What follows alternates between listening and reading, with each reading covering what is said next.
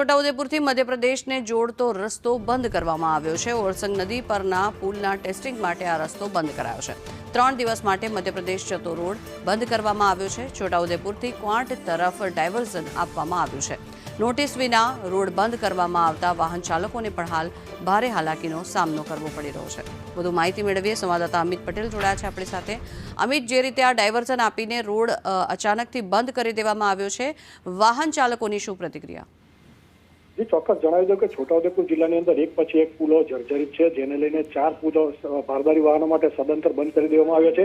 જ્યારે એક પુલ તૂટી જતા તેને પણ બંધ કરીને ટોટલ 5 પુલ બંધ કરી દેવામાં આવ્યા છે। ત્યારે જે જૂના પુલો છે ત્યાં એને ટેસ્ટિંગ માટેની કામગીરી હાથ ધરવામાં આવી રહી છે। ત્યારે વહીવટી તંત્ર દ્વારા છોટાઉદેપુરના રંગપુર નાકા પાસે અલીરાજપુરને જોડતો ઓરસંગ નદી પરનો જે પુલ છે તેનું ટેસ્ટિંગ કરવામાં આવી રહ્યું છે। 60 વર્ષ જૂના આ પુલનું ટેસ્ટિંગ કરવા માટે જે મશીનરી લાવવામાં આવી છે તે મશીનરી હેવી હોવાના કારણે અને પુલ પર જે જગ્યા રોકવાના કારણે વાહન વ્યવહારને અસર થાય તેમ છે। તેને લઈને વહીવટી તંત્ર દ્વારા જાહેરનામું બહાર પાડી અને 3 દિવસ માટે આ રસ્તો બંધ કરી દેવામાં આવ્યો છે।